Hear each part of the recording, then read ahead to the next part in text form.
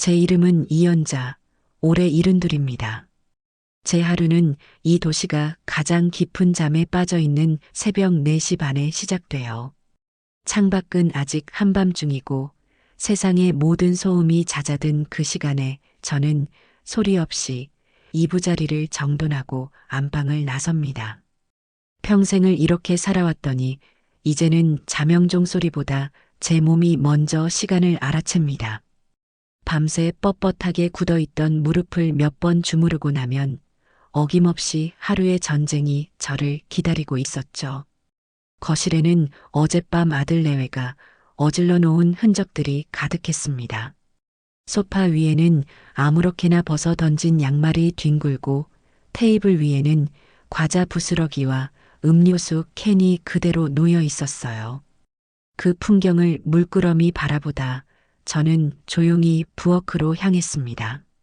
제 유일한 핏줄인 아들 우식이, 그런 아들이 세상의 전부라며 시집온 며느리 담이, 그리고 제 눈에 넣어도 아프지 않을 손주 서준이까지, 이 세 사람의 아침을 책임지는 것이 제게 주어진 가장 중요한 임무라고 저는 그렇게 믿어 의심치 않았습니다. 부엌에 들어서 희미한 식탁 등을 켜는 것으로 제 하루에 진짜 막이 오릅니다. 가장 먼저 하는 일은 쌀을 씻어 밥솥에 앉히는 것이에요. 이게 보통 일이 아닙니다. 며느리는 꼬들꼬들한 현미밥을 좋아하고 아들은 조금 진 흰쌀밥을, 손주 서준이는 또 따로 부드러운 잡곡밥을 먹여야 하니 밥솥 3개가 나란히 돌아가야 했어요. 어머니, 서준이는 성장기라 영양이 중요하니까 꼭 잡곡 섞어주세요라는 며느리의 말이 귓가에 맴돌았기 때문입니다. 그 말을 듣는 순간에는 제 자식 건강 챙겨주는 며느리가 참 기특하다 싶었지만 정작 본인은 흰쌀밥 아니면 입에도 대지 않는다는 사실을 떠올리면 어딘가 마음 한구석에 씁쓸해지곤 했습니다. 그래도 우리 엄마 밥이 최고라며 엄지를 치켜 세우는 아들의 얼굴을 떠올리면 이 정도 수고는 아무것도 아니라고 스스로를 다독였지요. 밥이 되는 동안에는 국과 반찬을 준비합니다. 오늘의 국은 며느리가 좋아하는 황태 해장국으로 정했어요. 어젯밤 늦게까지 친구들과 술 한잔하고 들어온 며느리의 속을 풀어줘야 했기 때문입니다. 잘게 찢은 황태를 들기름에 달달 볶다가 뽀얀 국물이 우러나도록 푹 끓여냅니다. 계란을 풀어넣고 파를 송송 썰어 넣으면 구수하면서도 시원한 냄새가 집안 가득 퍼져요. 그러면 비로소 제가 사는 이 집이 온기를 찾는 것 같아 마음이 놓였습니다. 계란말이며 콩나물 무침, 멸치볶음 같은 밑반찬 서너 가지를 뚝딱 만들어내고 나면 어느새 창밖이 희뿌옇게 밝아오기 시작합니다. 저는 이 시간을 참 좋아했어요. 곧 잠에서 깨어날 가족들을 위해 완벽하게 준비된 아침을 내려다보는 시간. 제 인생은 언제나 저 자신보다 자식을 위해 존재했습니다. 남편을 일찍 여의고 홀로 우식이를 키우면서 제 이름 석자는 잊고 우식이 엄마로만 수십 년을 살았습니다. 7시가 되자 며느리 다미가 하품을 하며 방에서 나옵니다. 어머니, 좋은 아침이에요. 와, 벌써 아침 준비 다 하셨네요? 정말 맛있겠다. 다미는 언제나 이렇게 살갑게 인사를 건넵니다. 처음에는 저렇게 싹싹하고 예쁜 아이가 내 며느리가 되었다는 사실에 세상을 다 가진 듯 기뻤어요. 하지만 함께 산 시간이 길어지면서 아주 미세한 균열 같은 것을 느끼기 시작했습니다. 식탁에 앉은 며느리는 제가 정성껏 끓인 황태 해장국을 한 숟가락 뜨더니 미간을 살짝 찌푸립니다. 어머니, 제가 저번에도 말씀드렸잖아요. 국은 싱겁게 끓여달라고. 이건 너무 짜요. 서준이 성장기에 짠 음식은 안 좋은 거 아시죠? 다음부턴 꼭 저염식으로 해주세요. 은근한 타박이 섞인 목소리였어요. 저는 어머, 그랬니? 내 입에는 괜찮은 것 같았는데. 미안하다, 다음부터는 더 신경 쓸게. 라며 멋쩍게 웃었습니다. 하지만 제 눈은 똑똑히 기억하고 있었습니다. 바로 어젯밤 며느리가 소파에 누워 짜고 매운 족발을 깨 눈 감추듯 먹어치우던 모습을요. 아들 우식이는 그 모든 상황을 아는지 모르는지 연신 맛있다며 밥 한 그릇을 뚝딱 비웠습니다. 아침 식사가 끝나고 출근 준비를 하던 며느리가 거실 소파에 털썩 주저앉으며 한숨을 쉽니다. 아, 피곤해. 어제 회식 때문에 잠을 설쳤더니 영 몸이 찌뿌둥하네. 그 모습을 본 아들은 곧장 달려가 아내의 어깨를 주무르기 시작했어요. 우리 담이 힘들었구나. 내가 저녁에 맛있는 거 사줄게. 푹 쉬고 있어. 하루 종일 삼시세끼 밥상에 청소, 빨래까지 하느라 파김치가 된 제 모습은 아들의 눈에 보이지 않는 모양이었습니다. 저는 그저 묵묵히 식탁을 치울 뿐이었죠. 아들의 행복이 곧 제 행복이라고 그렇게 또 한 번 스스로를 세뇌하면서요. 그날 오후였습니다. 창밖에는 금방이라도 비가 쏟아질 듯 먹구름이 잔뜩 끼어 있었어요. 손주 서준이가 학교에서 돌아올 시간이 다 되었는데 아침에 깜빡하고 우산을 챙겨주지 못한 것이 마음에 걸렸습니다. 저는 서준이에게 전화를 걸었어요. 서준아, 할미다. 오늘 비 온다는데 우산은 있니? 없으면 할미가 학교 앞으로 데리러 갈까? 수화기 너머로 손주의 귀찮다는 듯한 목소리가 들려왔습니다. 아, 괜찮아요. 친구 것 같이 쓰고 가면 돼요. 끊어요. 또 하는 신호음과 함께 전화는 끊어졌습니다. 그래도 손주 목소리를 들으니 반가운 마음에 저도 모르게 미소가 지어졌어요. 문제는 그로부터 두어 시간 뒤에 일어났습니다. 거실에서 텔레비전을 보고 있는데 손주가 방에서 쭈뼛거리며 나오더니 제게 휴대폰을 불쑥 내밀었습니다. 할머니, 이것 좀 도와주세요. 학교 숙제로 우리 가족 직업 인터뷰 영상을 찍어야 하는데 엄마 아빠를 인터뷰하는 모습을 좀 찍어달라는 것이었습니다. 할머니는 저기 삼각대에 휴대폰 올려놓고 여기 빨간색 녹화 버튼만 한번 눌러주시면 돼요. 쉽죠? 서준이는 아주 자연스럽게 마치 조수를 부리듯 제게 임무를 주었습니다. 저는 기꺼운 마음으로 그러겠노라 대답했죠. 제 손주 숙제라는데 이까짓게 뭐라고 마다하겠어요. 삼각대에 휴대폰을 고정하고 화면을 켰습니다.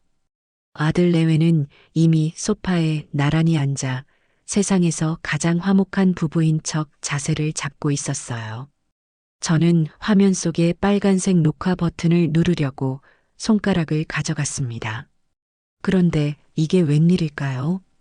제가 노안 때문에 손가락을 잘못 움직였는지 녹화 버튼 바로 옆에 있던 통화 기록 버튼을 누르고 만 것입니다. 순간 화면이 바뀌며 가장 최근에 통화한 목록들이 화면 위로 주르륵 떠올랐습니다. 그리고 저는 제 눈을 의심해야만 했습니다. 통화 목록 가장 위 바로 두어 시간 전 제가 손주에게 비 온다고 걸었던 바로 그 통화 기록. 제 전화번호 옆에 너무도 선명하게 찍혀 있는 네 글자가 제 망막에 와서 박혔습니다. 마귀알멈. 세상의 모든 소리가 한순간에 사라지는 것 같았습니다. 머릿속이 새하얗게 비어버리고 귀에서는 이명이 윙윙거렸어요. 손이 사시나무처럼 떨려와 하마터면 그 비싼 휴대폰을 바닥에 떨어뜨릴 뻔했습니다. 잘못 봤을 리가 없었습니다.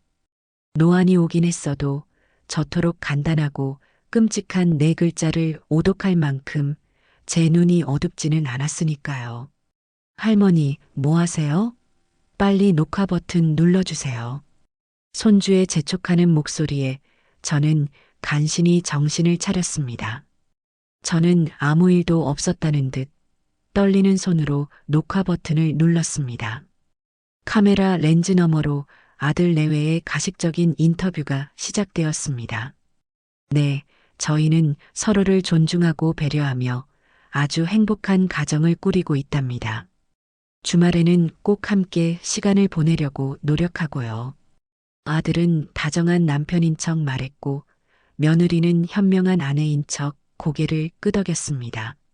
손자는 그런 부모의 모습을 자랑스럽다는 눈으로 바라보고 있었어요. 저는 그 위선적인 연극을 아무런 감정도 없는 카메라의 눈으로 묵묵히 지켜보았습니다. 하지만 제 머릿속은 전혀 다른 생각으로 들끓고 있었습니다. 마귀 할멈, 내 금쪽 같은 손주가, 내 세상의 전부였던 그 아이가 나를 그렇게 부르고 있었구나. 그렇다면 저 연극의 주인공인 아들 내외는 과연 몰랐을까? 아니, 어쩌면 저들이 먼저 시작한 것은 아닐까? 지난 세월 동안 제가 느꼈던 미세한 균열과 서운함의 조각들이 하나로 맞춰지며 끔찍한 그림이 완성되고 있었습니다. 촬영이 끝나고 저는 아무 말 없이 휴대폰을 손주에게 돌려주었습니다. 그리고 제 방으로 들어와 문을 닫았습니다. 더 이상 눈물은 나지 않았어요. 슬픔과 배신감으로 터져버릴 것 같던 제 마음은 차갑고 단단한 무언가로 서서히 굳어가고 있었습니다. 그래, 연극은 이제 끝내야지. 너희가 시작한 이 더러운 연극, 마무리는 이 마귀 할멈이 직접 해주마. 어둠 속에서 저는 날카롭게 벼려진 칼날처럼 조용히 그리고 단호하게 빛나고 있었습니다. 그날 밤 저는 한숨도 자지 못했습니다. 눈을 감으면 통화 목록에 선명하게 찍혀 있던 마귀 할멈이라는 네 글자가 눈꺼풀 위로 어른거렸고 눈을 뜨면 칠흑 같은 어둠이 제 마음처럼 내려앉아 있었습니다. 보통의 할머니들이라면 배신감에 몸을 떨며 밤새 눈물이라도 흘렸을지 모릅니다. 하지만 이상하게도 눈물은 단 한 방울도 나지 않았어요. 대신 제 심장은 아주 차갑고 고요하게 가라앉고 있었습니다. 슬픔이나 분노 같은 뜨거운 감정들은 이미 그 차가운 심연 속으로 모두 빨려 들어가 버린 듯 했어요. 남은 것은 오직 한 가지, 확인해야 한다는 서늘한 이성이었습니다. 이것이 정말 내 손주 서준이 혼자만의 짓궂은 장난인지 아니면 이 집 전체가 나를 향해 쳐놓은 거대한 기만의 연극인지 내 눈으로 직접 확인해야만 했습니다. 다음 날 아침 저는 평소와 똑같은 시간인 새벽 4시 반에 일어났습니다. 제 움직임에는 조금의 망설임이나 흐트러짐도 없었어요. 오히려 어제보다 더 정성스럽게 밥을 짓고 국을 끓였습니다. 며느리가 좋아하는 꼬들꼬들한 현미밥, 아들이 좋아하는 진밥, 손주가 먹을 부드러운 잡곡밥. 그리고 오늘은 특별히 아들이 좋아하는 차돌박이 된장찌개를 끓였습니다. 어제 정육점에서 가장 좋은 부위로 끊어온 차돌박이를 달달 볶다가 구수한 집된장을 풀어넣고 애호박과 두부를 썰어 넣어 보글보글 끓여냈죠. 찌개가 끓는 구수한 냄새가 집안 가득 퍼지자 저는 아주 희미하게 미소를 지었습니다. 그래, 실컷 먹어두어라. 이 마귀 할멈이 차려주는 밥상이 앞으로 며칠이나 더 계속될지 너희는 까맣게 모르고 있을 테니. 가족들이 하나둘 일어나 식탁에 앉았을 때 저는 그들의 얼굴을 아주 유심히 관찰했습니다. 제 정성이 담긴 밥상을 마주하고도 며느리 다미는 스마트폰에서 눈을 떼지 않았어요. 어머니, 찌개 맛있네요. 근데 차돌박이가 너무 많은 거 아니에요? 기름져서 살찔 것 같아요. 칭찬인 듯 아닌 듯 애매한 말을 던지며 제 속을 긁었습니다. 아들 우식이는 그런 아내의 말은 들은 채 만 채 연신 맛있다며 밥 한 그릇을 뚝딱 비웠습니다. 그리고 손주 서준이는 제가 차려준 밥상 앞에서 보란 듯이 시리얼을 우유에 말아먹고 있었어요.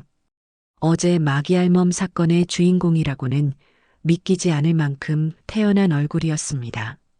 저는 그들의 위선적인 아침 식사 풍경을 묵묵히 지켜보며 제 계획의 첫 단추를 끼울 기회를 엿보고 있었습니다. 기회는 생각보다 빨리 찾아왔어요. 식사를 마친 며느리가 베란다로 나가 누군가와 통화를 하기 시작했습니다. 저는 일부러 거실 바닥을 닦는 척하며 걸레를 든 채 베란다 문 쪽으로 천천히 다가갔습니다. 다행히 며느리는 통화에 열중한 나머지 제가 다가오는 것을 눈치채지 못했어요. 엄마. 나야. 응, 출근 준비해야지. 피곤해 죽겠어. 어제 회식 때문에 늦게 잤더니. 아니, 시어머니는 그냥 주무시라고 했지. 알아서 다 해놓으시는데 뭐. 며느리의 목소리는 친정 어머니와 통화할 때 특유의 애교 섞인 짜증이 가득했습니다.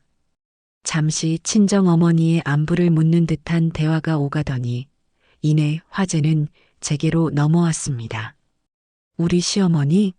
뭘 잘해줘. 그냥 집에 있는 집사지 뭐. 삼시세끼 밥 차려주고 서준이 봐주고 청소 빨래 다 해주고 그거 말고 하는 게 뭐가 있어. 가끔 마귀알멈처럼 잔소리하는 게 흠이지만 그 정도는 그냥 못 들은 척 넘겨야지 어쩌겠어. 저 양반 없으면 당장 나랑 오빠가 힘들어지는데. 집사 그리고 마귀알멈. 제 귀를 의심했습니다. 손주가 장난으로 쓴 단어라고 믿고 싶었던 그 끔찍한 호칭이 며느리의 입에서 너무도 자연스럽게 흘러나왔습니다. 심지어 그 단어를 쓰는 대상은 다름 아닌 자신의 친정어머니였어요. 그 순간 저는 깨달았습니다. 이것은 단순한 장난이 아니었습니다. 이 집에서 저, 이연자라는 존재는 어머니나 할머니가 아닌 돈 안 드는 집사이자 귀찮은 마귀알몸으로 완벽하게 규정되어 있었던 겁니다. 저는 터져나오려는 헛웃음을 간신히 참으며 조용히 걸레를 들고 그 자리를 벗어났습니다. 더 이상 들을 필요가 없었어요. 첫 번째 확인은 끝났습니다. 그날 오후 저는 두 번째 확인을 위해 손주의 방으로 들어갔습니다. 서준아, 방이 너무 지저분하구나. 할미가 좀 치워줄게. 제 말에 손주는 게임에 열중한 채 건성으로 고개를 끄덕였습니다. 저는 일부러 책상 위를 정리하는 척하며 어젯밤 인터뷰 숙제를 하느라 펼쳐놓았던 그림일기장을 우연히 발견한 것처럼 집어들었습니다. 어머, 우리 서준이 그림일기 썼네? 할미가 한번 봐도 될까? 손주는 귀찮다는 듯 마음대로 하세요라고 말하고는 다시 게임 화면에 코를 박았습니다. 저는 떨리는 손으로 그림일기장을 펼쳤습니다. 어제 날짜의 페이지에는 삐뚤빼뚤한 글씨와 함께 그림 하나가 그려져 있었습니다. 그림 속에는 엄마, 아빠, 그리고 자기 자신을 활짝 웃는 얼굴로 그려놓았더군요. 그런데 그 가족 그림 옆 한 구석에 아주 작고 우스꽝스러운 형체가 하나 더 있었습니다. 뾰족한 고깔 모자를 쓰고 매부리 코를 한 채 빗자루를 들고 있는 모습. 누가 봐도 동화책에 나오는 마녀의 모습이었어요. 그리고 그 그림 아래에는 이렇게 쓰여 있었습니다. 오늘 우리 가족 직업 인터뷰 숙제를 했다. 엄마 아빠는 정말 멋있다. 우리 집에는 엄마 아빠, 나 그리고 할머니가 산다. 할머니는 맨날 아프다고 하고 잔소리만 하는 마귀할멈이다. 그래도 할머니가 카메라를 잘 찍어줘서 숙제를 잘 끝낼 수 있었다. 아이의 순수한 아기가 담긴 글과 그림을 보는 순간 저는 숨이 턱 막히는 기분이었습니다. 아이의 눈에 저는 가족의 일원이 아니었습니다. 그저 카메라를 찍어주는 쓸모있는 도구이자 잔소리만 하는 마귀할멈일 뿐이었어요. 아이들은 어른의 거울이라고 했습니다. 서준이의 저 생각은 과연 누구에게서 비롯된 것일까요? 답은 이미 정해져 있었습니다. 저는 조용히 그림일기장을 덮어 제자리에 놓아두었습니다. 두 번째 확인도 끝났습니다. 이제 마지막 관문만이 남아 있었습니다. 이 모든 사실을 알면서도 방관하고 있는, 아니, 어쩌면 이 모든 일의 배후에 있을지도 모르는 내 아들, 김우식의 반응을 확인하는 것이었죠. 저는 그날 저녁 식사 자리를 마지막 시험대로 삼기로 결심했습니다. 저녁 식사 시간, 저는 평소보다 더 밝게 웃으며 분위기를 띄웠습니다. 오늘 차돌 된장찌개가 아주 맛있게 잘 됐네. 우리 우식이 많이 먹어라. 아들은 역시 엄마 찌개가 최고야라며 밥을 두 그릇이나 비웠습니다. 화기애애한 분위기가 무르익었을 때 저는 아주 태연하고 무심한 목소리로 운을 떼었습니다. 그런데 서준아, 제 부름에 손주가 저를 쳐다보았습니다. 요즘 학교에서는 친구들끼리 별명 부르는 게 유행이니? 오늘 낮에 아파트 놀이터를 지나가는데 어떤 아이가 자기 할머니더러 마귀 할멈이라고 부르더라. 어른한테 그런 험한 말을 쓰다니 참 버릇없다고 생각했는데 제 말에 식탁의 공기가 순간 싸늘하게 얼어붙었습니다. 며느리는 사례가 들린 듯 콜록거리며 물을 마셨고 손주는 제 눈을 피하며 밥그릇에 얼굴을 파묻었습니다. 모든 시선이 아들 우식이에게로 향했어요. 제가 던진 미끼를 그가 어떻게 물 것인지 저는 숨죽여 지켜보았습니다. 아들은 잠시 머뭇거리더니 이내 아무것도 아니라는 듯 가볍게 웃으며 말했습니다. 에이 엄마, 뭘 그런 걸 가지고 그래요. 애들 다 그러면서 크는 거죠. 요즘 애들 유튜브 보고 험한 말 많이 배우잖아요. 서준이가 그런 것도 아닌데 너무 예민하게 그러지 마세요. 담이 보기 민망하게, 담이 보기 민망하게. 그 한마디가 제 심장에 비수처럼 날아와 박혔습니다. 아들은 제 상처받은 마음을 헤아리기는커녕 제 아내의 심기가 불편해질까봐 전전긍긍하고 있었습니다. 아들의 세상에서 우선순위는 명확했어요. 늙은 어머니의 존엄성보다는 젊은 아내의 편안함이 훨씬 더 중요했던 겁니다. 그 순간 저는 지난 수십 년간 아들을 위해 바쳤던 제 모든 희생과 사랑이 얼마나 어리석고 헛된 것이었는지 뼈저리게 깨달았습니다. 저는 이 집에서 완벽한 이방인이자 그들의 평화를 위해 존재하는 방해물에 불과했습니다. 저는 더 이상 아무 말도 하지 않았습니다. 그저 희미하게 웃으며 그렇구나. 내가 괜한 소리를 했네라고 말하며 상황을 마무리 지었습니다. 하지만 제 머릿속은 그 어느 때보다도 명료해졌습니다. 모든 확인은 끝났습니다. 이제 의심의 여지는 없어요. 그들은 가족이라는 이름으로 나를 기만하고 착취해 온 내 인생의 가장 교활한 적들이었습니다. 그날 밤 저는 다시 잠을 이루지 못했습니다. 하지만 지난밤과는 달랐어요. 더 이상 배신감에 몸서리치지 않았습니다. 대신 앞으로 제가 무엇을 어떻게 해야 할지에 대한 명확한 계획들이 머릿속에서 차곡차곡 세워지고 있었습니다. 조용한 관찰의 시간은 끝났습니다. 이제는 행동에 나설 때였습니다.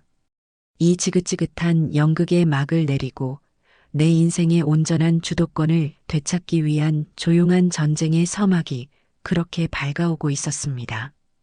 마귀 할멈이라는 낙인이 찍힌 후 맞이한 세 번째 아침, 저는 그 어느 때보다도 평온한 마음으로 눈을 떴습니다. 지난 이틀간의 확인 작업은 제게 남은 마지막 한 조각의 미련마저 깨끗하게 도려내는 고통스럽지만 꼭 필요한 외가 수술과도 같았어요. 이제 제 마음속에는 그 어떤 감정의 동요도 남아있지 않았습니다. 오직 차갑고 명료한 계획만이 존재할 뿐이었죠. 그날 아침 저는 평소보다 30분 일찍 집을 나섰습니다. 아들 내외에게는 오랜만에 동네 목욕탕 가서 뜨거운 물에 몸 좀 푹 지지고 오겠다는 말을 남겼습니다. 며느리는 네, 어머니. 잘 다녀오세요. 점심 식사 전에는 들어오셔야 해요라며 제 건강에 대한 염려보다는 자신의 점심 식사를 챙기는 말을 잊지 않았습니다. 저는 속으로 웃으며 현관문을 나섰습니다. 그래, 점심 식사 전에는 들어가 주마. 하지만 그 전에 내가 해야 할 아주 중요한 일들이 있단다. 제 첫 번째 목적지는 목욕탕이 아닌 시내 중심가에 있는 주거래 은행이었습니다. 평생을 거래해 온 덕분에 저는 그 은행의 VIP 고객이었고 도착하자마자 곧장 안락한 상담실로 안내를 받았습니다. 따뜻한 차를 한 잔 마주하고 앉아 저는 가방에서 주섬주섬 여러 개의 통장을 꺼내 은행 직원 앞에 펼쳐 보였습니다. 아들 대학 등록금을 위해 붓던 희망 적금 통장, 남편이 남겨준 사망보험금을 묻어두었던 정기예금 통장, 며느리 몰래 비상금으로 차곡차곡 모아온 쌈짓돈 통장까지 제 지난 세월의 피와 땀이 고스란히 담긴 통장들이었죠. 여기 있는 모든 예금을 해지해서 이 하나의 계좌로 전부 이체해 주십시오. 제 목소리는 낮고 차분했지만 그 안에는 강철 같은 의지가 담겨 있었습니다. 그리고 이 계좌는 저 외에는 그 누구도 심지어 제 아들이라 할지라도 조회하거나 인출할 수 없도록 가장 높은 등급의 보안을 설정해 주시기 바랍니다. 인터넷 뱅킹이나 스마트폰 뱅킹도 일절 신청하지 않겠습니다. 오직 저, 이연자 본인이 이 창구에 직접 와야만 모든 거래가 가능하도록 만들어주세요. 은행 직원은 제 단호한 어조에 놀란 듯 했지만 곧 능숙하게 업무를 처리하기 시작했습니다. 며느리는 결혼 초부터 어머니, 저희가 관리해 드릴게요. 요즘은 앱으로 하는 게 이자도 더 쳐주고 편해요라며 제 통장들을 호시탐탐 노려왔습니다. 그때마다 저는 늙어서 그런 건 잘 모른다며 어물쩍 웃어넘겼지요. 그 거절이 얼마나 현명한 판단이었는지 저는 뼈저리게 느끼고 있었습니다. 흩어져 있던 제 모든 금융 자산이 단 하나의 계좌로 모이고 그 통장의 잔고가 찍힌 종이를 건네받았을 때 저는 비로소 제 인생의 완전한 주도권을 되찾은 기분이었습니다. 이 돈은 이제 저를 지켜줄 가장 강력한 무기이자 누구도 빼앗을 수 없는 저의 성체가 될 것이었습니다. 은행을 나온 제가 향한 곳은 바로 옆 건물에 있는 보험회사였습니다. 저는 결혼 후 남편과 함께 가입했던 종신보험과 몇 해 전 아들의 성화에 못 이겨 가입했던 암보험 증서를 가지고 있었어요. 물론 두 보험의 수익자는 모두 외아들인 기무식으로 되어 있었습니다. 제가 만약 잘못되기라도 하면 그 모든 돈은 고스란히 아들에게 돌아가도록 설계되어 있었죠. 저는 창구 직원에게 망설임 없이 말했습니다. 여기 두 보험의 지정 수익자를 모두 변경하고 싶습니다. 직원이 누구로 변경할 것인지 묻자 저는 잠시 창밖을 바라본 뒤 입을 열었습니다. 지정 수익자 없음으로 처리해 주십시오. 제가 죽으면 법에서 정한 대로 제 법정 상속인에게 지급되도록 말입니다. 그것은 제가 아들에게 베푸는 마지막 온정이자 동시에 서늘한 경고였습니다. 아들이 여전히 제 유일한 법정 상속인이기는 했지만 지정 수익자라는 특권을 박탈함으로써 저는 너는 더 이상 내 특별한 존재가 아니다라는 무언의 메시지를 던진 셈이었죠.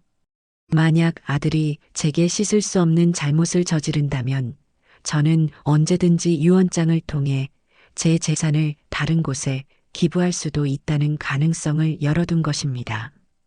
모든 서류 절차를 마치고 보험회사 문을 나서는 제 발걸음은 날아갈 듯이 가벼웠습니다.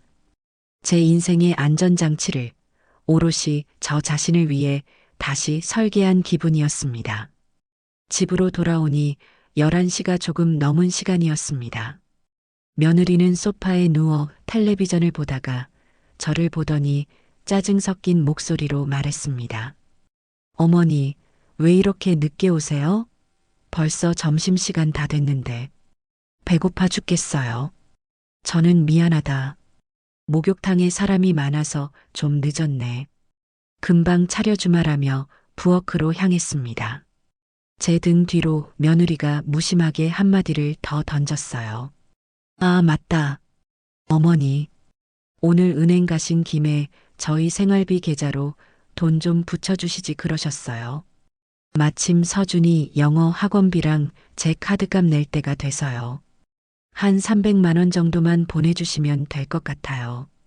저는 등을 돌린 채 아무도 모르게 차가운 미소를 지었습니다. 드디어 올 것이 왔구나. 이것은 제 계획의 세 번째 단계, 즉 그들의 돈줄을 시험해 볼 절호의 기회였습니다. 저는 아주 아쉽다는 듯한 목소리를 연기하며 뒤돌아섰습니다. 어머나, 그걸 깜빡했네. 내 정신 좀 봐. 목욕하고 나오니 몸이 노곤해서 다른 생각은 하나도 못했구나. 정말 미안해서 어쩌지? 제 말에 며느리의 얼굴이 순간 굳어지는 것을 똑똑히 보았습니다.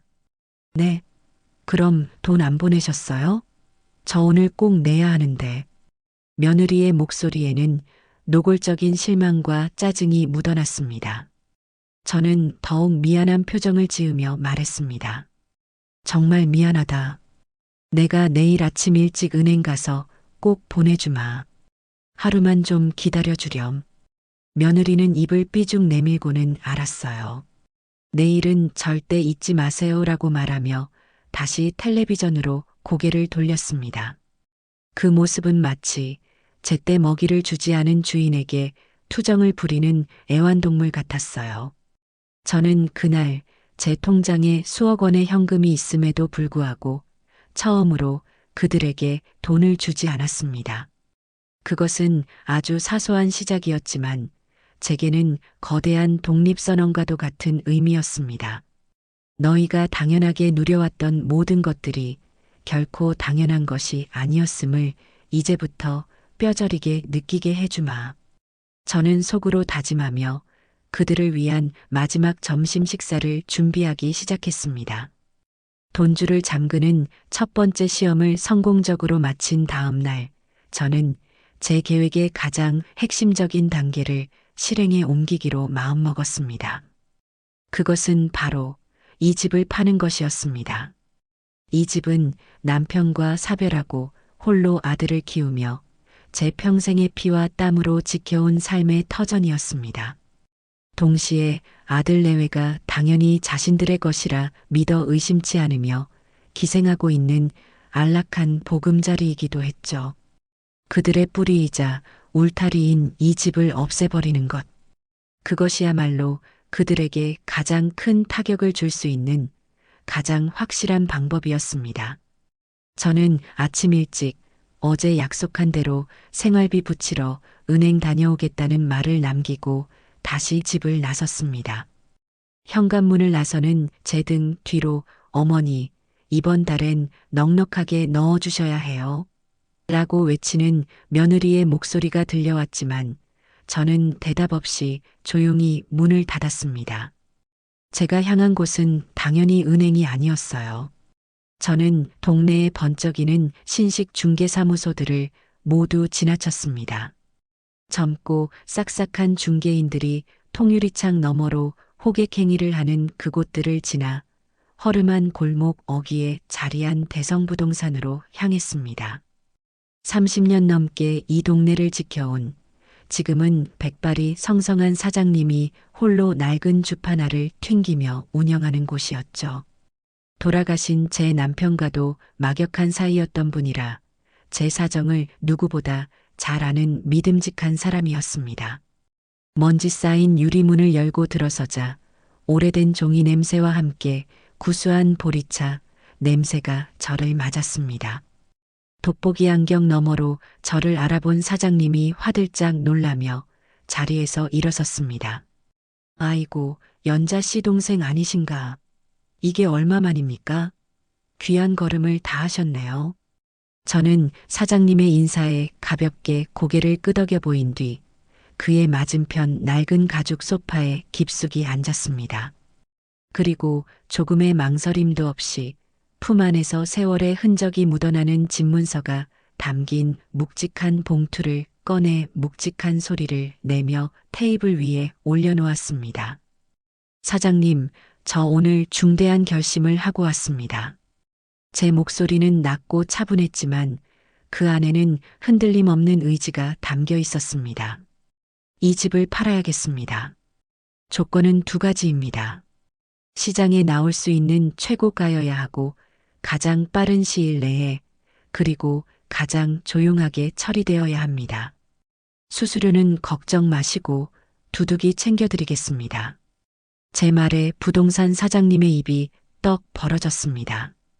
그는 잠시 말을 잇지 못하고 저와 집문서를 번갈아 쳐다보았습니다. 아니, 이게 무슨 말씀이십니까? 갑자기 집은 왜 파세요? 혹시 우식이 사업에 무슨 문제라도 생겼어요? 아니면 어디 편찮으신 겁니까? 그는 진심으로 저를 걱정하는 눈빛이었습니다. 우식이 아버지가 이 집 사던 날 세상을 다 가진 것 같다고 나랑 막걸리를 얼마나 마셨는데 그걸 어떻게 팔아요? 하지만 저는 단호하게 고개를 저었습니다. 아무것도 묻지 마시고 제가 부탁드린 대로만 처리해 주십시오. 이제는 저도 제 인생을 좀 살아봐야겠습니다. 제 인생을 살아봐야겠다는 마지막 말에 담긴 무게를 사장님은 알아들은 듯 했습니다. 그는 더 이상 묻지 않고 무겁게 고개를 끄덕였습니다. 알겠습니다.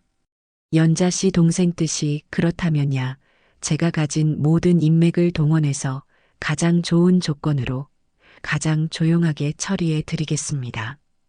아무 걱정 마십시오. 든든한 약속을 받고 부동산을 나오는데 마음 한편이 시큰하면서도 동시에 후련해지는 기분이었습니다. 며칠 뒤 부동산 사장님에게서 연락이 왔습니다. 마침 현금 부자인 사업가 한 분이 자녀의 학군 때문에 이 동네로 이사를 오고 싶어 하는데 제가 내놓은 집의 위치와 구조를 아주 마음에 들어 한다는 것이었습니다. 시세보다 높은 가격을 제시했고 계약도 최대한 서두르고 싶다는 꿈 같은 조건이었죠. 단 계약을 진행하기 전에 집을 한번 직접 보고 싶다는 말을 덧붙였다고 합니다.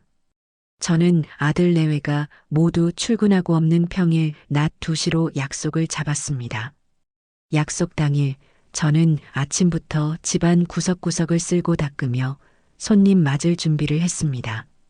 그것은 단순히 집을 잘 팔기 위한 청소가 아니었습니다. 제 손으로 직접 꾸민 정든 집에 대한 마지막 예의이자 저의 지난 세월에 대한 작별 인사와도 같았어요. 남편과 함께 고른 소파에 묵은 먼지를 털어내고 아들이 어릴 적 키를 재던 문설주의 낙서를 가만히 쓸어보았습니다. 그 모든 것이 어딘가 서글프기도 했지만 이 모든 것이 제 자유를 위한 과정이라고 생각하니 오히려 힘이 났습니다. 오후 2시가 되자 부동산 사장님과 함께 중후한 인상의 신사 한 분이 집으로 들어왔습니다. 그는 집안을 꼼꼼히 둘러보며 연신 감탄사를 터뜨렸어요. 사모님, 집 관리를 정말 잘하셨네요. 햇살도 잘 들고 기운이 참 좋은 집입니다. 제 아내와 아이들이 정말 좋아하겠습니다. 마음에 쏙 듭니다. 그의 말에 저는 이 집이 좋은 주인을 만나게 되었다는 생각에 조금은 마음이 놓였습니다. 그런데 그가 한창 안방을 둘러보고 있을 때 제 휴대폰이 요란하게 울리기 시작했습니다. 화면에는 며느리라는 세 글자가 선명하게 떠 있었습니다. 저는 심장이 덜컥 내려앉는 것을 느끼며 손님들에게 양해를 구하고 조용히 베란다로 나가 전화를 받았습니다. 어머니, 지금 어디세요? 서준이가 오늘 학교에서 준비물을 안 가져갔다고 해서요. 제가 지금 회사라 잠깐 집에 들러서 챙겨가려고 하는데 괜찮으시죠? 청천벽력 같은 소리였습니다. 저는 애써 태어난 목소리를 유지하며 머리를 빠르게 굴렸습니다. 어머, 담이야. 어쩌니? 내가 지금 아파트 경로당에 잠깐 나와 있단다. 오늘이 8월 노래자랑 예선이라서 아주 시끌벅적하거든. 그리고 집에 맞다. 오늘 내 오랜 고향 친구들이 집 구경하고 싶다고 해서 와 있단다. 지금 한창 집 구경 중이라 내가 오면 좀 불편할 텐데. 준비물이 많이 급한 거니? 저는 일부러 전화기 너머로 들릴 만큼 큰 소리로 아이고, 김영감님, 그 노래 한 곡 더 하시게. 앵콜. 이라고 외치며 경로당에 있는 척 연기를 했습니다. 제 임기응변이 통했는지 며느리는 전화기 너머로 짜증이 섞인 한숨을 내쉬며 말했습니다. 아, 친구분들 와 계세요? 그럼 할 수 없죠, 뭐. 괜히 손님들 계신데 방해할 수는 없으니까. 그냥 제가 문방구에서 사서 갖다 줘야겠네요. 알았어요, 끊어요. 며느리의 목소리에는 제 친구들의 방문을 염려하는 기색은 전혀 없었고 오직 자신의 수고로움에 대한 불평만이 가득했습니다. 저는 안도의 한숨을 내쉬며 거실로 돌아왔습니다. 다행히 집을 보러 온 신사는 아무것도 눈치채지 못한 듯 만족스러운 표정으로 사장님과 이야기를 나누고 있었습니다. 그날 오후 저는 그 자리에서 바로 가계약서에 도장을 찍었습니다. 제 평생의 보금자리가 그렇게 조용히 다른 사람의 손으로 넘어가게 된 것입니다. 집을 팔기로 결정하고 나니 제 마음은 더욱 단단해졌습니다. 하지만 이 모든 계획을 실행에 옮기기 전 저는 그들에게 마지막 기회를 주기로 했습니다. 제 양심의 한치의 후회나 미련도 남기지 않기 위한 저 자신을 위한 최종 확인 절차였어요. 저는 그날 저녁부터 시름시름 앓는 연기를 시작했습니다. 일부러 다리를 절뚝이며 허리를 붙잡고 금방이라도 숨이 넘어갈 듯 힘없는 목소리를 냈습니다. 아이고, 허리야, 아이고, 무릎이야. 온몸이 쑤시는구나. 그러자 며느리가 인상을 찌푸리며 물었습니다. 어머니, 왜 그러세요? 어디 아프세요? 저는 기다렸다는 듯이 가장 가련한 목소리로 대답했습니다. 아무래도 내가 몸살이 아주 심하게 난 것 같구나. 도저히 움직일 수가 없어.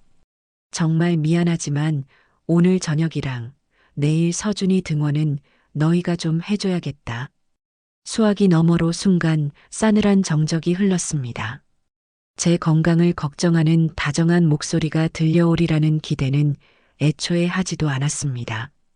그리고 역시나 며느리의 입에서 터져나온 첫마디는 제 예상을 조금도 벗어나지 않았어요.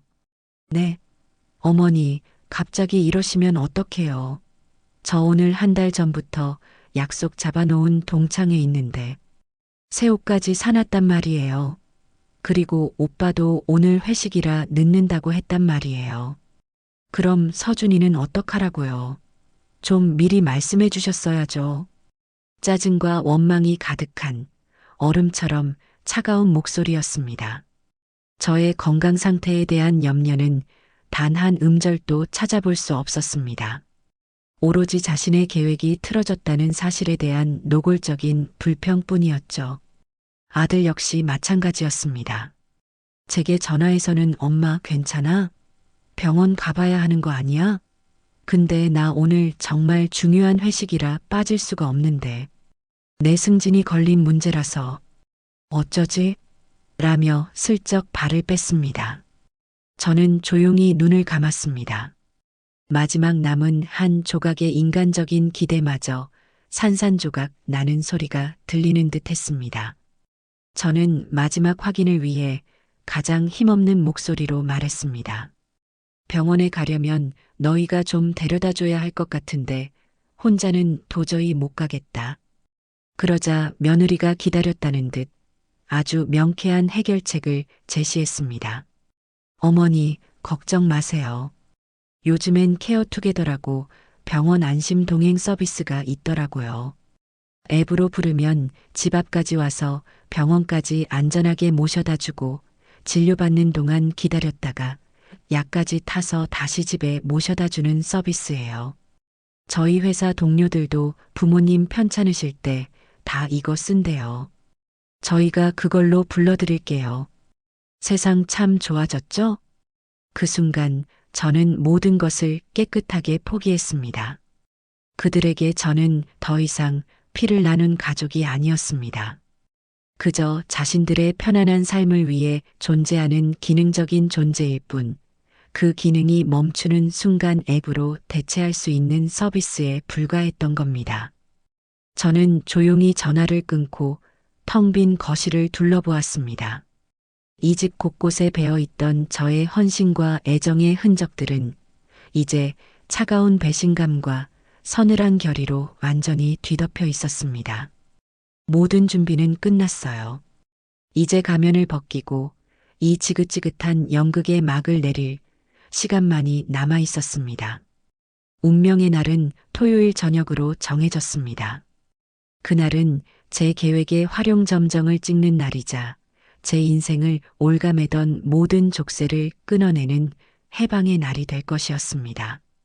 그 디데이를 앞두고 저는 마지막 퍼즐 조각을 맞추기 위해 분주하게 움직였습니다. 제 모든 행동은 수십 년간 반복해온 일상처럼 물 흐르듯 자연스러웠고 그들의 의심을 살 만한 구석은 단 한 군데도 없었어요. 그들은 제가 차려주는 따뜻한 밥을 먹고 제가 청소해 놓은 깨끗한 집에서 편안하게 잠들며 자신들이 딛고 선 땅이 거대한 싱크홀처럼 무너져 내리고 있다는 사실을 까맣게 모르고 있었습니다. 수요일 오전 저는 부동산 사장님과 함께 법무사 사무실을 찾았습니다. 낡은 서류 냄새와 잉크 냄새가 섞여 묘한 권위를 풍기는 그곳에서 저는 제 인생의 가장 중요한 서류의 마지막 도장을 찍을 준비를 하고 있었습니다. 집 매매의 마지막 절차인 등기 이전을 마무리하기 위해서였죠. 법무사는 안경 너머의 날카로운 눈으로 저와 매수인을 번갈아 보며 마지막으로 물었습니다. 매도인 이연자님, 정말 이 계약에 대해 다시 생각해 보실 의향은 없으십니까? 평생을 사신 집인데 자제분들과는 충분히 상의가 되신 건지요? 저는 그 질문에 희미하게 웃으며 대답했습니다. 네, 그럼요. 제 인생의 그 어떤 결정보다도 더 신중하게 내린 결정입니다. 더 이상 상의할 사람은 없습니다. 제 단호한 대답에 법무사는 더 이상 묻지 않고 제 앞으로 서류를 내밀었습니다.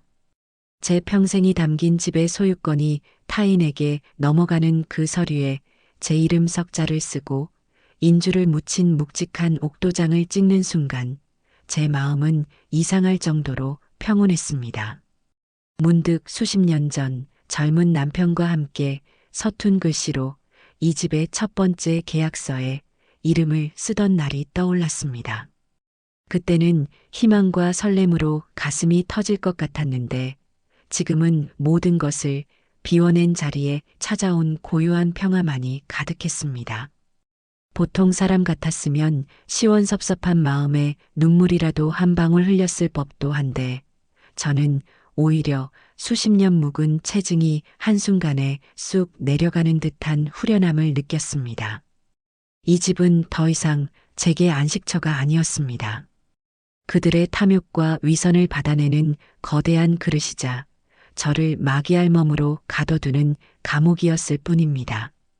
그 감옥의 열쇠를 제 손으로 직접 넘겨주는 순간 저는 비로소 완전한 자유를 예감할 수 있었습니다. 모든 절차를 마치고 매매잔금 전액이 제 통장으로 입금되었다는 문자 메시지를 확인했을 때 저는 법무사 사무실을 나와 근처의 조용한 찻집으로 향했습니다. 휴대폰 화면에 찍힌 제 평생 처음 보는 긴 숫자의 배열을 저는 한참이나 들여다보았습니다. 그것은 단순히 돈의 액수가 아니었습니다. 제 청춘과 맞바꾼 억척스러움, 남편을 잃은 슬픔을 견뎌낸 인고의 시간, 그리고 아들 하나만을 바라보며 살아온 제 모든 세월의 무게가 그 숫자 안에 담겨 있었습니다. 이제 그 모든 것이 오롯이 제 것이 되었습니다. 저는 따뜻한 대추차를 한 모금 마시며 제 인생의 이막을 어떻게 열어갈 것인지 조용히 계획하기 시작했습니다. 그 첫 번째 순서는 바로 저 자신에게 근사한 선물을 하는 것이었죠. 저는 곧장 백화점으로 향했습니다. 평생 제 옷 한 벌 제대로 사 입어 본 적이 없었기에 화려한 불빛과 번쩍이는 쇼윈도로 가득한 그곳은 제게 별세계처럼 느껴졌습니다. 젊고 세련된 직원들 사이에서 제가 주눅이 들 법도 했지만 제 발걸음은 조금의 망설임도 없었어요. 저는 가장 좋은 원단으로 만든 고상한 짙은 남색의 외출복 한 벌을 망설임 없이 샀습니다. 직원이 제게 더 화사한 색을 권했지만 저는 단호히 고개를 저었습니다. 이 옷은 토요일 저녁 제 마지막 선언을 할 때 입을 전투복이자 새로운 인생을 시작할 때 입을 첫 번째 예복이었습니다. 화려함보다는 기품과 단호함이 더 어울리는 옷이었죠. 그리고 화장품 가게에 들러 제 검버섯핀 얼굴을 조금이나마 가려줄 좋은 분과 은은한 색의 입술연지도 하나 샀습니다. 거울에 비친 제 모습은 여전히 늙고 지친 할머니였지만 그 눈빛만은 그 어느 때보다도 단단하고 형형하게 빛나고 있었습니다. 집으로 돌아오는 길, 저는 대형마트에 들러 제 평생 가장 많은 장을 보았습니다. 카트 2개가 가득 차고도 넘칠 정도였어요. 최고급 한우 갈비와 등심, 싱싱한 활전복과 대하, 오색 찬란한 파프리카와 각종 채소들, 그리고 아들과 며느리가 좋아하는 비싼 와인과 손주가 좋아하는 유기농 과일까지 마치 누군가의 환갑잔치라도 치를 것처럼 저는 아낌없이 돈을 썼습니다. 계산대 직원이 놀란 눈으로 저를 쳐다볼 정도였죠. 이 모든 음식을 준비하면서 저는 지난 수십 년간 제가 차려냈던 수천 번의 밥상들을 떠올렸습니다. 그 밥상에 담았던 제 사랑과 정성이 어떻게 배신당했는지를 생각하니 더 이상 슬프지 않았습니다. 대신 분노가 차갑게 식어 칼날 같은 결심으로 변해갔습니다. 이것은 그들과 함께하는 제가 베푸는 최후의 만찬이 될 것이었습니다. 집에 돌아오니 며느리가 소파에 누워 있다가 산더미 같은 장바구니를 보고는 눈을 동그랗게 떴습니다. 어머니, 이게 다 뭐예요? 무슨 날이에요? 돈은 어디서 나셨어요? 또 쌈짓돈 깨셨어요? 며느리의 목소리에는 음식에 대한 기대감보다 제가 쓴 돈의 출처에 대한 의심이 더 크게 담겨 있었어요. 저는 아주 인자한 미소를 지으며 대답했습니다. 내 통장에 보내주려던 생활비, 그걸로 시장을 좀 봤다. 이번 주 토요일 저녁에 내가 너희에게 아주 중요한 할 말이 있어서 그런다. 오랜만에 다 같이 외식이라도 할까 했는데 그냥 집에서 내가 아주 맛있는 거 해주려고. 기대하렴. 중요한 할 말이라는 떡밥에 며느리의 얼굴에 떠올랐던 의심은 순식간에 탐욕과 기대감으로 바뀌었습니다. 분명 제 재산을 증여해주거나 앞으로 손주를 돌보는 일에 대한 더 큰 헌신을 약속하는 자리일 것이라 지레짐작했을 겁니다. 며느리는 금세 표정을 바꾸고는 애교 섞인 목소리로 말했어요. 와, 정말요, 어머니? 역시 우리 어머니가 최고예요. 제가 뭐 도와드릴 거 없을까요? 저는 손을 내저으며 말했습니다. 아니다. 너는 편히 쉬고 있어라. 이건 온전히 내가 너희에게 베푸는 선물이니 맛있게 먹을 준비나 하렴. 며느리는 제 말에 신이 나서는 곧장 방으로 들어가 남편인 우식이에게 전화를 걸어 이 기쁜 소식을 전하는 듯 했습니다. 방문 틈으로 오빠 대박이야. 어머니가 드디어 재산 정리하시려나 봐. 토요일에 중요한 발표하신대. 라며 속삭이는 목소리가 희미하게 들려왔습니다. 그 모습을 지켜보는 제 입가에는 서늘한 미소가 걸려 있었습니다. 금요일 오후 저는 제 방에서 조용히 짐을 싸기 시작했습니다. 큰 여행 가방이 아닌 작은 손가방 하나가 전부였어요.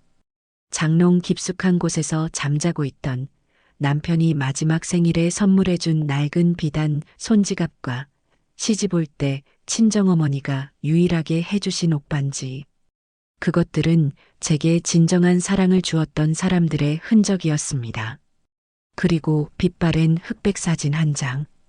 갓 돌이 지났을 무렵의 아들 우식이를 품에 안고 세상 모든 행복을 다 가진 듯 환하게 웃고 있는 젊은 시절의 제 모습이 담긴 사진이었습니다. 이 사진 속의 아이는 지금의 저 기생충 같은 아들과는 전혀 다른 존재였습니다. 제 모든 것을 주어도 아깝지 않았던 순수하고 사랑스러웠던 내 아들. 저는 그 시절의 아들을 가슴에 묻고 지금의 아들은 제 인생에서 지워버리기로 했습니다. 사진을 가만히 쓸어보다 저는 그것을 조용히 손가방 가장 깊은 곳에 넣었습니다. 그 외에는 아무것도 챙기지 않았어요. 아들 내외가 명절 때마다 의무적으로 사왔던 싸구려 내복들, 며느리가 쓰다 버리듯 제게 던져준 낡은 화장품들, 손주가 만들어준 어버이날 카네이션까지. 그들이 제게 베푼 모든 것들은 진짜가 아니었기에 저는 그 가짜 옹기들을 미련 없이 그들의 집에 남겨두고 가기로 했습니다. 짐을 다 싸고 나니 가방이 너무도 가벼워 헛웃음이 나왔습니다. 70평생을 살아온 제 인생의 무게가 고작 이 손가방 하나에 담긴다니.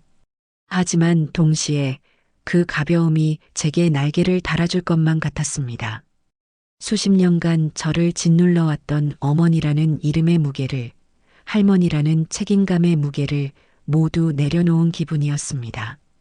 저는 가방을 침대 밑 가장 깊숙한 곳에 숨겨두었습니다. 이제 모든 준비는 끝났습니다. 내일 저녁 이 지긋지긋한 연극의 마지막 장이 오르면 저는 이 가벼운 가방 하나만 들고 헐헐 날아오를 것입니다. 누구도 저를 붙잡을 수 없는 아주 먼 곳으로 말입니다.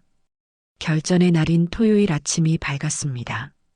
저는 그날도 어김없이 새벽 4시 반에 잠에서 깨어났지만 제 마음은 지난 수십 년간의 그 어느 아침과도 달랐습니다. 더 이상 고된 하루를 시작해야 하는 의무감이나 짓눌리는 책임감은 존재하지 않았어요. 오히려 마지막 무대에 막이 오르기를 기다리는 노련한 배우처럼 비장하면서도 차분한 흥분마저 느껴졌습니다. 제 인생이라는 연극의 일막을 제 손으로 직접 화려하게 끝맺음하는 날이었으니까요. 저는 그날 아침부터 온종일 부엌을 떠나지 않았습니다. 마치 평생의 공력을 쏟아붓는 장인처럼 제 모든 요리 솜씨를 총동원해 상다리가 휘어지도록 저녁을 차렸습니다. 최고급 한우갈비는 밤새 찬물에 담가 핏물을 깨끗이 빼고 직접 강판에 곱게 간 배와 양파를 듬뿍 넣은 양념에 정성껏 재웠습니다. 이 갈비찜은 아들 우식이가 어릴 적 생일상에 올려주면 가장 좋아했던 음식이었습니다. 그때는 아들이 맛있게 먹는 모습만 봐도 배가 불렀지만 지금은 그저 마지막 의무를 다하는 차가운 마음뿐이었습니다. 압력솥에 푹 쪄낸 갈비찜은 젓가락만 대도 살이 스르르 발라질 만큼 부드럽게 완성되었죠. 싱싱한 활전복은 칫솔로 구석구석 깨끗이 닦아내고 칼집을 촘촘히 내어 버터에 노릇하게 구워냈습니다. 며느리 다미가 해산물을 좋아한다는 사실을 기억하고 준비한 요리였습니다. 그녀가 처음 이 집에 시집와 어머니, 전복 버터구이 정말 좋아해요라며 애교를 떨던 모습이 떠올랐지만 이제 그 기억은 역겨운 위선으로만 느껴졌습니다. 오색 찬란한 파프리카와 버섯을 듬뿍 넣은 잡채는 금방 불지 않도록 당면을 따로 삶아 정성껏 무쳤습니다. 그 외에도 손수 반죽하여 곱게 부친 녹두전과 동태전, 쌉쌀한 향이 일품인 더덕구이, 제철을 맞아 향긋한 취나물과 고사리나물 무침까지 식탁 위에는 빈틈이 보이지 않을 정도로 10가지가 넘는 요리들이 화려하게 차려졌습니다. 심지어 저는 평소에는 잘 쓰지 않던 장롱 깊숙이 보관해 두었던 최고급 유기그릇까지 꺼내 음식을 담았습니다. 마치 누군가의 환갑잔치나 명절 당일 같았어요. 이 모든 음식을 준비하면서도 저는 조금도 힘들지 않았습니다. 이것은 노동이 아니었습니다. 제 과거와의 작별을 고하는 장엄하고 신성한 의식이었으니까요. 저녁 7시 아들 내외와 손주가 식탁에 둘러앉았습니다. 평소와는 다른 화려한 상차림과 번쩍이는 유기그릇에 그들의 얼굴에는 감탄과 노골적인 기대감이 가득했어요. 와, 어머니, 오늘 정말 무슨 날이에요? 완전 임금님 수라상이네요. 역시 어머니 음식 솜씨는 대한민국 최고예요. 아들은 호들갑을 떨며 엄지를 치켜 세웠고 며느리는 이미 눈으로 어떤 음식을 먼저 먹을지 탐색하며 입맛을 다셨습니다. 어머님 정말 대단하세요. 이 귀한 걸 언제 다 준비하셨어요? 저희 오늘 정말 입이 호강하겠네요. 손주 서준이마저 할머니 갈비찜 냄새가 장난 아니에요. 라며 의자를 당겨 앉았습니다. 저는 아주 인자한 할머니의 미소를 지으며 말했습니다. 그래, 오늘 많이들 먹어라. 며칠 전부터 너희에게 맛있는 밥 한 끼 차려주고 싶어서 준비했단다. 특히 우리 서준이 좋아하는 갈비찜 실컷 먹으렴. 저는 가장 크고 부드러운 갈비찜 한 덩이를 손주의 밥그릇 위에 올려주었습니다.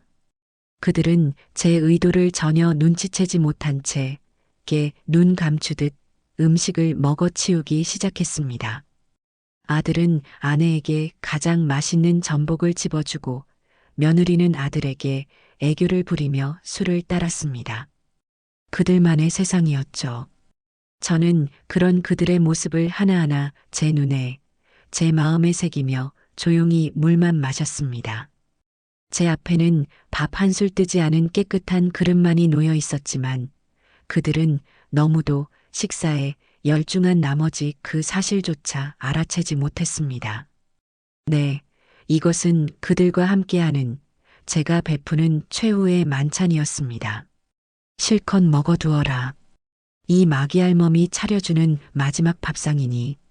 왁자지껄한 식사가 끝나고 제가 향긋한 과일과 직접 담근 매실차를 내어놓았을 때 드디어 제가 입을 열었습니다.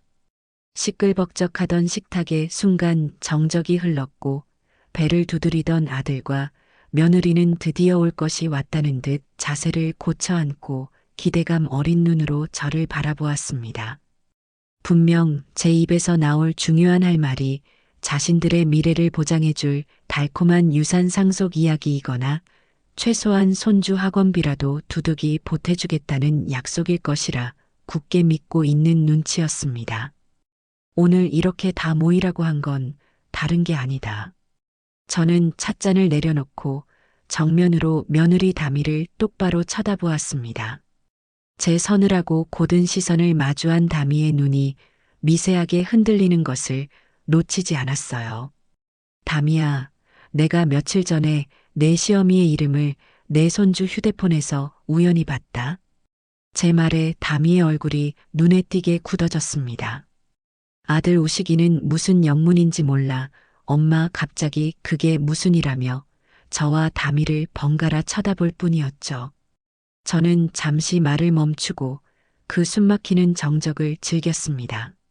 그리고 가장 차분하고 냉정한 하지만 모든 사람의 심장을 꿰뚫을 만큼 날카로운 목소리로 다음 말을 이었습니다. 내 이름이 마귀알멈이라고 저장되어 있더구나. 쨍그랑 날카로운 소리가 거실을 울렸습니다. 며느리가 들고 있던 과일 포크를 사기 접시 위로 떨어뜨린 소리였어요. 다미의 얼굴은 순식간에 새하얗게 질려 핏기 하나 없었고 아들 우식의 얼굴은 당혹감과 불신 그리고 이해할 수 없다는 표정으로 흉하게 일그러졌습니다. 엄마 그게 무슨 말이야? 다미, 너 이게 사실이야? 엄마한테 설명 좀 해봐.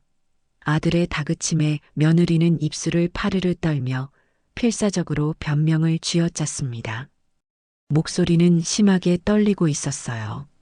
어머니, 그건 절대 그런 뜻이 아니고요. 그냥 친구들끼리 장난으로 서준이가 요즘 유튜브 보고 이상한 말을 배워와서 애칭처럼 아시잖아요. 요즘 젊은 사람들. 정말이에요, 어머니. 오해세요. 서준이가 할머니를 얼마나 좋아하는데요. 그때였습니다.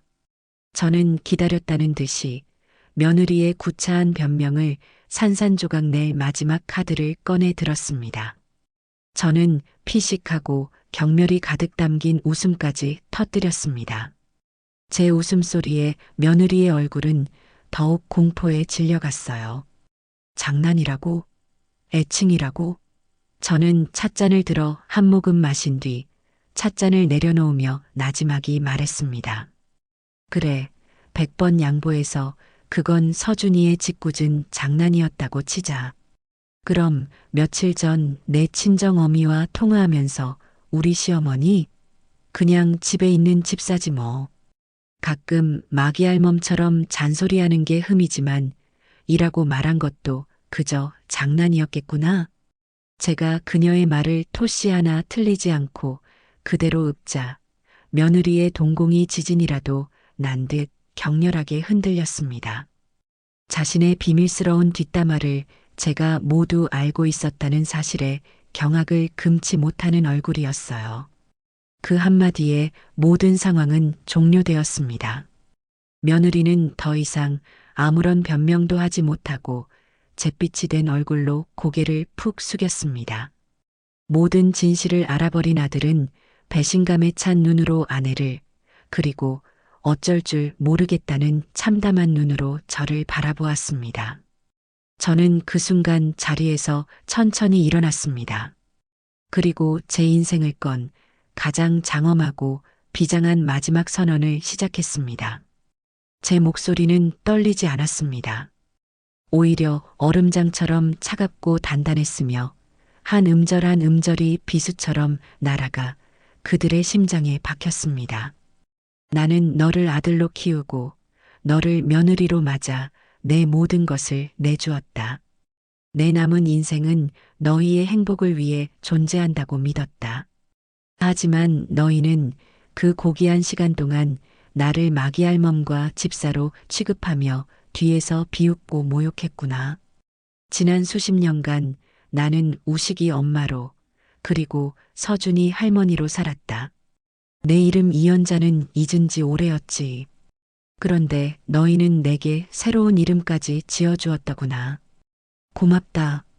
너희 덕분에 내가 얼마나 어리석었는지 깨달았으니 나는 오늘부로 너희의 어미도 서준이의 할미도 아니다. 너희가 시작한 이 더럽고 역겨운 연극의 주인공 노릇은 이제 사양하겠다. 너희는 오늘 너희의 가장 든든한 울타리와 뿌리를 동시에 잃는 것이다. 그리고 저는 그들의 숨통을 끊어놓을 마지막 한마디를 뱉었습니다. 그리고 너희가 그토록 당연하게 여기며 주인 행세를 하던 이 집은 사흘 전에 이미 팔렸다. 뭐라고요? 아들과 며느리가 동시에 자리에서 벌떡 일어섰습니다. 그들의 얼굴에는 공포와 불신이 뒤섞여 있었습니다. 엄마, 지금 농담하는 거지? 그게 무슨 말이야? 집이 팔리다니. 엄마 마음대로 이 집을 팔 수 없어. 이 집은 내 집이기도 하다고. 아들이 이성을 잃고 소리쳤습니다. 저는 방으로 들어가 미리 싸두었던 작은 손가방을 들고 나왔습니다. 그리고 그들의 면전에 집 매매 계약서 사본과 제 이름으로 찍힌 통장 잔고 증명서를 함께 던졌습니다. 내 눈으로 직접 확인해 보거라. 이 집은 내 평생의 피와 땀으로 마련한 온전한 내 재산이다. 너희는 단 1원도 보탠 적이 없지. 며칠 내로 새로운 주인이 들어올 테니 너희도 이제 너희가 살 길을 알아서 찾아봐라. 내가 너희에게 주는 마지막 선물이다. 아들과 며느리는 망부석처럼 굳어 서류를 내려다볼 뿐 아무도 감히 저를 막지 못했습니다. 저는 현관문을 향해 걸어갔습니다. 뒤에서 아들이 뒤늦게 정신을 차리고 엄마 잘못했어요. 제발, 제가 다 잘못했어요. 제가 평생 잘할게요. 하고 절박하게 부르는 소리가 들려왔지만 저는 단 한 번도 뒤돌아보지 않았습니다. 문을 열고 밖으로 나와 제 손으로 직접 문을 닫았습니다. 철컥하고 둔탁하게 잠기는 문소리와 함께 제 지긋지긋했던 과거와의 인연도 그렇게 완벽하고 영원하게 끊어졌습니다. 그 지옥 같던 집의 현관문을 닫고 나온 순간 저는 수십 년간 제 어깨를 짓누르던 무거운 갑옷을 벗어 던진 듯한 해방감을 느꼈습니다. 문 안쪽에서 아들이 문을 두드리며 절규하는 소리, 며느리가 악을 쓰며 우는 소리가 희미하게 들려왔지만 그 소리들은 더 이상 제 마음에 어떤 파문도 일으키지 못했습니다. 그들은 이미 제 세상 밖의 사람들이었습니다. 저는 엘리베이터 버튼을 누르고 1층에 도착하자마자 조금의 망설임도 없이 아파트 단지를 빠져나왔습니다. 아파트 단지 입구에는 검은색 승용차 한 대가 비상등을 켠 채 저를 기다리고 있었습니다. 제가 미리 연락해둔 제 유일한 핏줄이자 언제나 제 편이었던 딸의 차였습니다. 딸은 차에서 내려 저를 보자마자 눈물을 글썽이며 제 손을 잡았습니다. 엄마 괜찮아? 정말 괜찮은 거야? 저는 아무 말 없이 딸의 손을 마주 잡고 희미하게 웃어 보였습니다. 그 미소 하나로 제 모든 대답을 대신했습니다. 차에 올라타자 딸은 아무것도 묻지 않고 조용히 차를 몰아 고속도로를 향했습니다.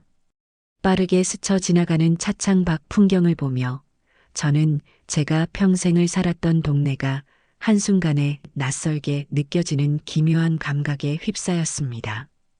백미러를 통해 점점 작아지는 아파트의 모습을 보았지만 이상하게도 눈물은 단 한 방울도 나지 않았습니다.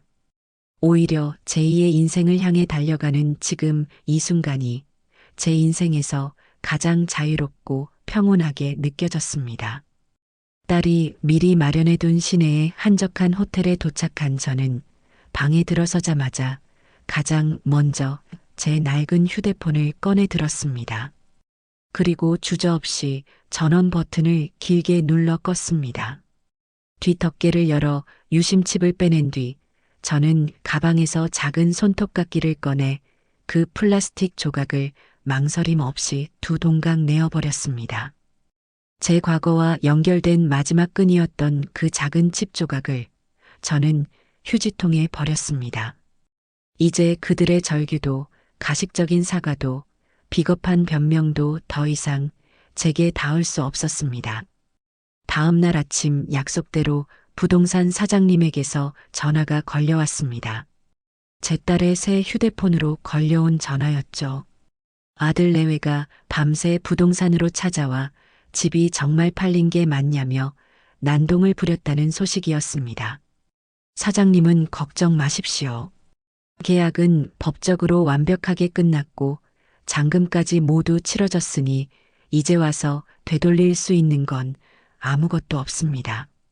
제가 알아서 잘 처리하겠습니다라며 저를 안심시켰습니다. 그날 오후 저는 딸과 함께 이삿짐 센터에 연락해 제 방에 남아있던 몇 안 되는 짐들을 모두 처분해달라고 요청했습니다. 아들의 낡은 앨범, 빛바랜 가족사진, 그들이 쓰던 값비싼 가구들까지 제 기억 속에서 지워버리고 싶은 모든 것들을요. 단 하나 제 방에 있던 작은 자개장과 제 손때 묻은 옷 몇 가지만은 따로 챙겨 제가 있는 곳으로 붙여달라고 부탁했습니다. 그 자개장은 시집 올 때 친정 어머니가 해주신 제 인생의 유일한 재산 목록 1호였으니까요. 그 무렵 아들과 며느리는 그야말로 패닉 상태에 빠져 있었습니다.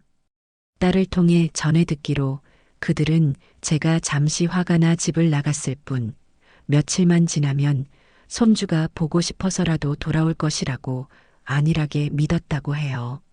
하지만 며칠이 지나도 제가 모든 연락을 차단한 채 나타나지 않고 급기야 법무법인에서 보낸 주택명도 명령에 대한 내용 증명 등기를 받고 나서야 사태의 심각성을 깨달았다고 합니다.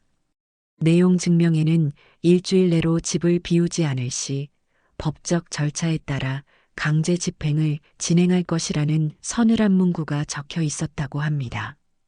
그제야 그들은 제 딸에게 미친 듯이 전화를 걸어왔습니다. 아들은 울며불며 내가 잘못했다. 내가 죽일 놈이다. 제발 엄마 어디 계신지만 알려다오. 직접 찾아가서 무릎 꿇고 빌겠다고 애원했고 며느리는 아가씨, 저 정말 이대로 길거리에 나앉게 생겼어요.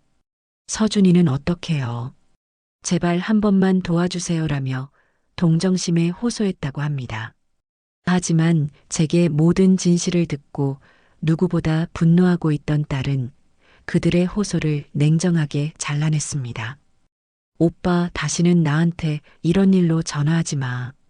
엄마한테 어떻게 그런 짓을 하고 이제 와서 용서를 빌어? 오빠는 엄마 아들일지 몰라도 나한테는 엄마를 지옥에 살게 한 공범일 뿐이야. 오빠와 올케가 지금 겪는 고통은 엄마가 수년간 겪었던 고통에 비하면 아무것도 아니야. 뻘 달게 받아. 딸의 단호한 대처에 그들이 기댈 수 있는 마지막 동아줄마저 끊어졌습니다. 이제 그들에게 남은 것은 스스로의 잘못이 만들어낸 절망의 구렁텅이로 떨어지는 일뿐이었습니다. 일주일 뒤 약속된 이사 날짜가 되었습니다. 저는 딸과 함께 마지막으로 그 집에 들렀습니다. 제 자개장을 챙기기 위해서였어요. 집안은 그야말로 폭풍이 휩쓸고 간 듯 했습니다. 그들이 급하게 짐을 싸서 나간 듯 여기저기 옷가지와 잡동사니들이 널려 있었어요. 식탁 위에는 제가 마지막으로 차렸던 최후의 만찬 그릇들이 곰팡이가 쓴 채 그대로 놓여 있었습니다. 그 처참한 광경을 보니 그들이 얼마나 경황이 없었는지 그리고 얼마나 저의 노동을 당연하게 여겨왔는지 다시금 깨닫게 되어 헛웃음이 나왔습니다. 저는 그 어떤 감정도 느끼지 않으려 애쓰며 제 집만 챙겨 조용히 그리고 영원히 그 집을 떠났습니다. 제가 선택한 새로운 보금자리는 아무도 저를 알지 못하고 찾을 수도 없는 남해의 한적한 바닷가 마을이었습니다. 바다가 바로 보이는 작지만 깨끗한 단층 집을 이미 계약해둔 상태였죠.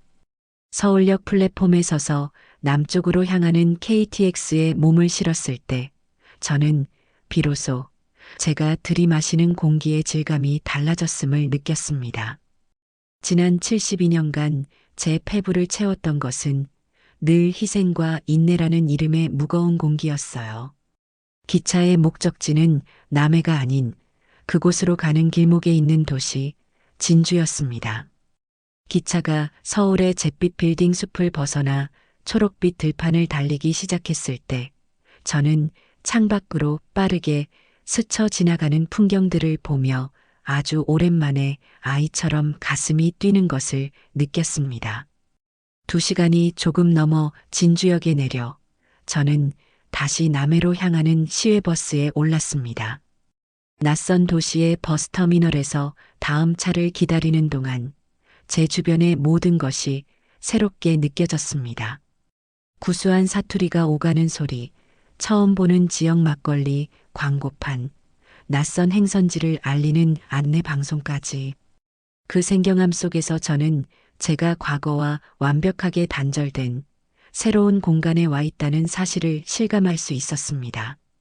버스가 남해대교의 붉은 아치를 건너 섬으로 들어설 때 차창 밖으로 펼쳐지는 윤슬 가득한 바다를 보며 저는 비로소 진짜 제 땅에 발을 디뎠음을 직감했습니다. 제가 계약한 집은 마을에서도 가장 한적한 언덕배기에 자리한 하얀 담장의 작은 단층 집이었습니다. 택시에서 내려 집 앞에 섰을 때 저는 한참이나 그곳을 떠나지 못하고 멍하니 집을 바라보았습니다. 사진으로만 보았던 것보다 훨씬 더 아늑하고 정겨운 모습이었죠.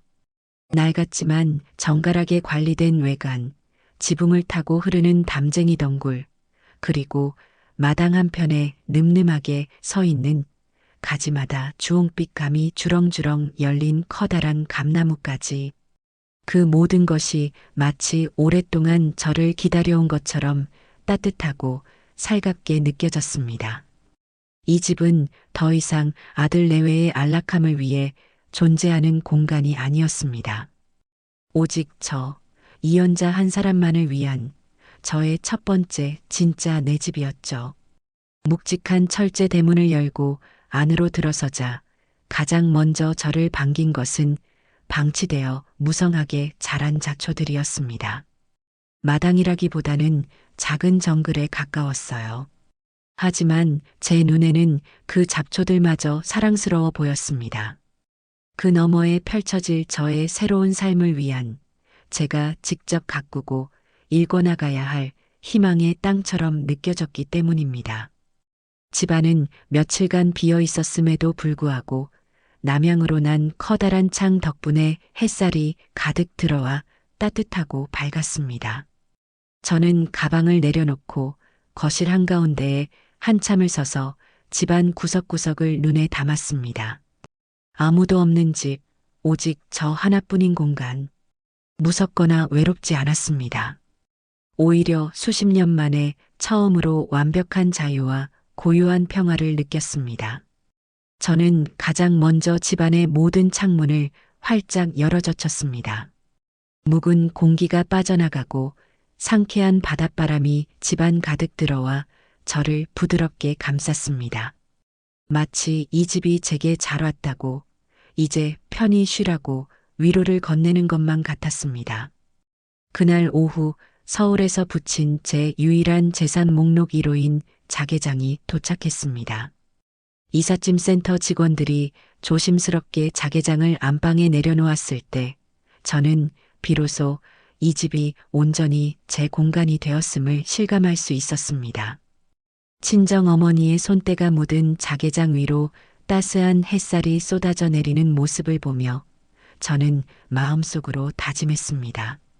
이 집을, 제 남은 인생을 함께할 가장 행복하고 평온한 안식처로 만들겠다고 말입니다. 저는 그날 저녁 집 근처의 작은 식료품 가게에 들러 쌀과 된장, 그리고 두부 한 모를 샀습니다. 그리고 제 손으로 직접 오직 저 자신만을 위한 첫 번째 저녁 식사를 차렸습니다. 보글보글 끓인 된장찌개와 갓 지은 흰쌀밥. 반찬은 김치 하나가 전부였지만 제 인생에서 먹었던 그 어떤 진수성찬보다도 더 달고 맛있었습니다. 식탁에 앉아 천천히 밥을 씹으며 저는 제가 음식을 통해 처음으로 위로받는다는 느낌을 받았습니다. 다음 날부터 저는 새로운 삶에 뿌리를 내리기 위한 첫 번째 프로젝트에 돌입했습니다.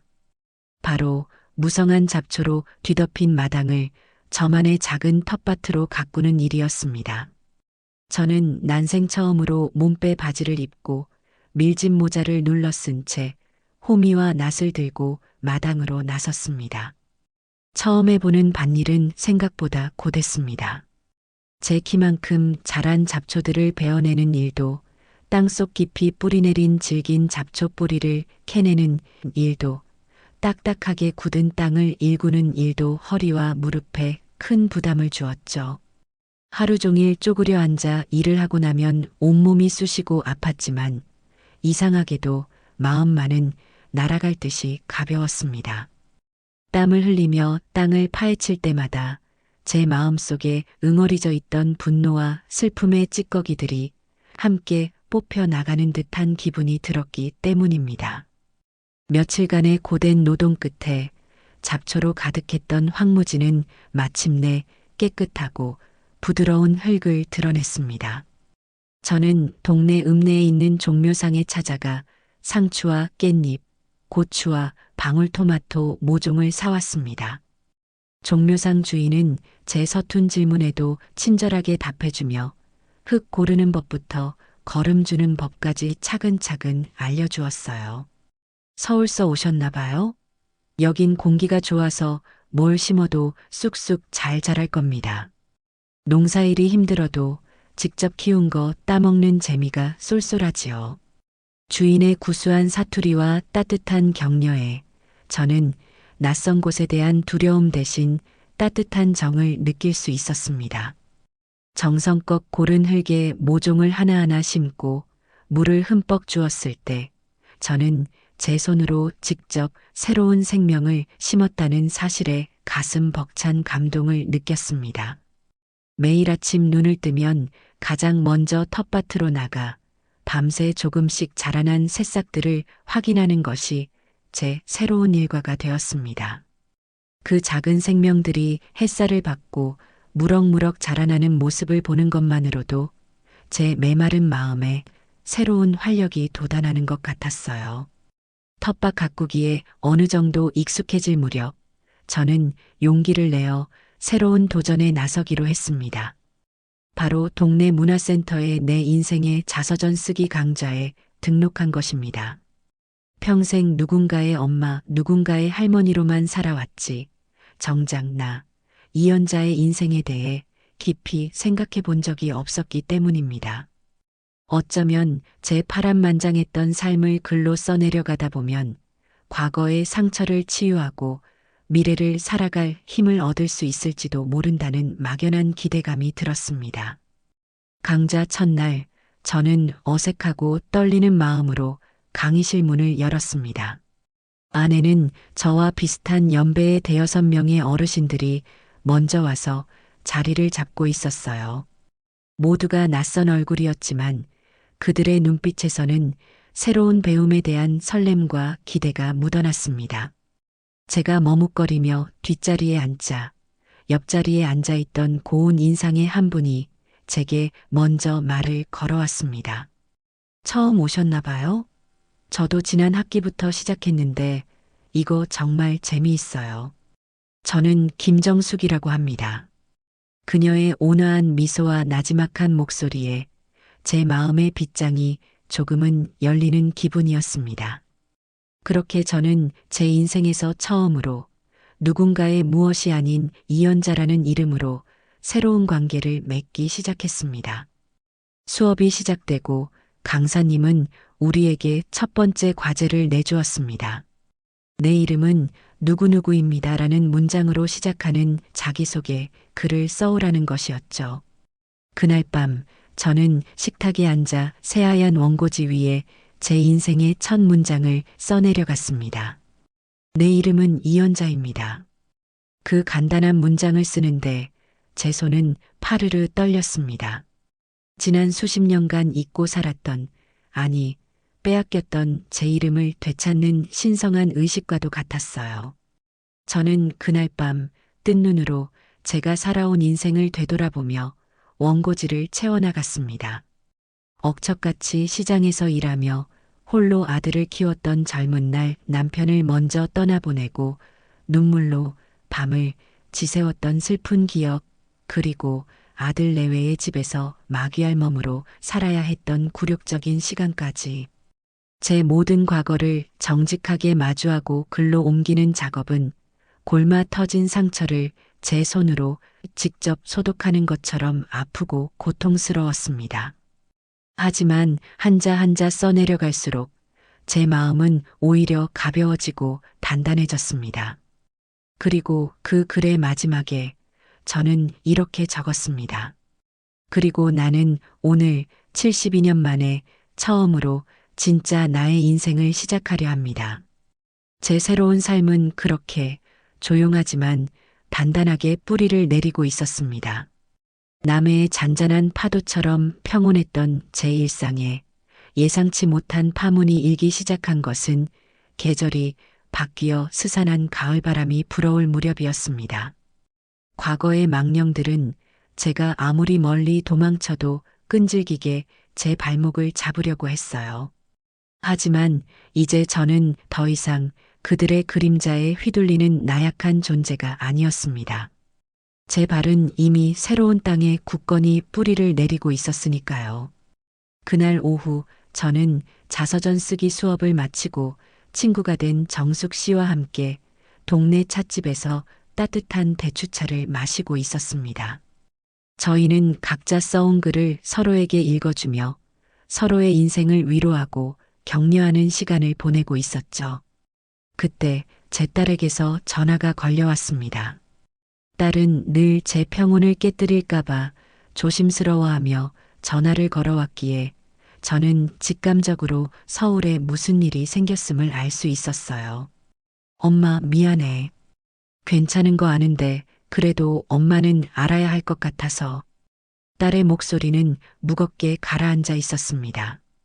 딸이 전해준 아들 내외의 소식은 제가 예상했던 것보다 훨씬 더 비참하고 처절했습니다. 당장 살던 집에서 쫓겨난 그들은 급하게 대출을 받아 서울 변두리의 낡고 작은 빌라 반지하로 거처를 옮겼다고 합니다.